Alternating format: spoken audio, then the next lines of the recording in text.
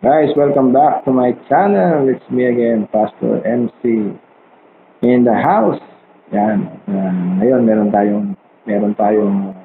akong papakita sa inyo.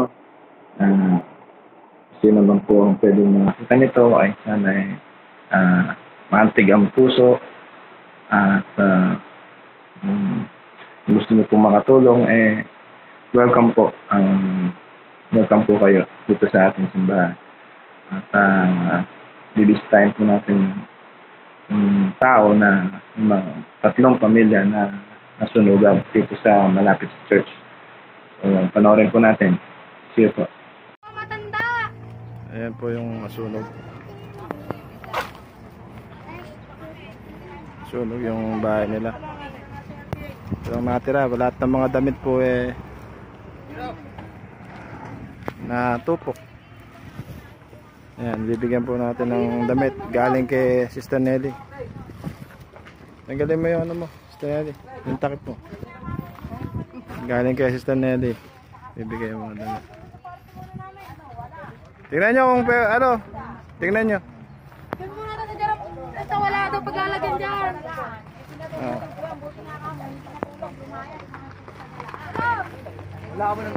Sana po matulungan po natin to. Ayan. Daming kaya bawal na magsiga. Meron pong isang bata rito na natutulog.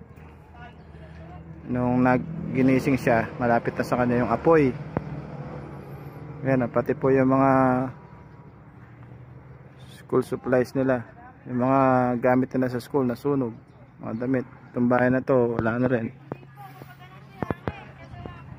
Tatlong pamilya po yung nakatira dito. Sana po matulungan natin sila. Yung konting tulong natin malaking bagay po. Malapit po ito sa church. Paano bang nasunog?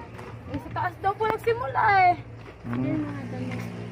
Gala na kayo. Sarah, saan ka natulog? Yan po sa tindahan. Ayan si Sarah. Ayun yung mga sapatos din na tamin dyan. mga damit ba yan, Stanley? Puro damit lang po. Tapos mga kumot po. Sabi naman po nila, sa kuryente daw po nagsimula. Kung sa kuryente ka ako yan, ati ano ka ako? Unang-una ka ako sasabog, yung bahay namin. Oo. As sa amin ka ako nakasoso yan. Nakakonect. Pati ka paano ka akong Buti na lang po. Sa bahay nyo ka ako nagsimula. Pinatulog sila dito Pero sa may kambay dito galing kay Marie. yung kapit Hindi pa nila. nakukuha. Hindi ka ako naniniwala ka ako na sa kuryente. Importante walang nasaktan. Opo Kaya nga sabi ko kay Sara, lagi kayong magsisimba.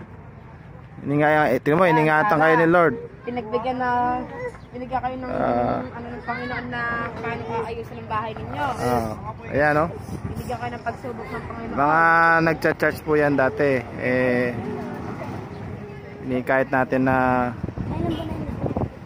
lagi mag-church para ingatan sila ni Lord. Pero alam naman natin Kahapon. Sabay pasok nila para makuha yung bigas.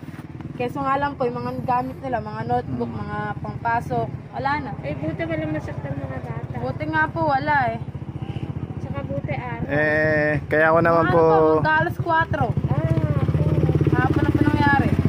Kaya ako naman binibidyo to para sama niya po sa prayer. Kung anong matutulong, di ba? Yung mga pamilya nila. Malapit po magkakapatid yan Ilan sila, Tigladis, yung anak? Mga anak po siguro sila. 12 yung mga anak, di ba? Tapos ilan 12. silang Si Ate Ray, si Tibunso, si Ate Gladys. Sila. Bali 14 sila lahat din sa isang bahay. Mas marami rin sila, Sarah. Ilan kayo, Sarah? Walo, tingnan niyo po. Kaya sana po matulungan natin. God bless. Kala ko nga rin po Yan po, nakita na po natin.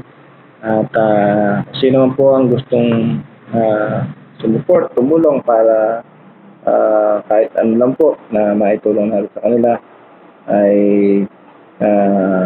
lalagay ko po sa description yung aking account number para matulungan po natin sila. At i-update ko po kayo kung sino man po ang mga susuport.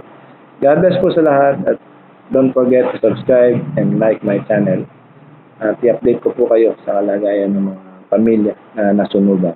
God bless.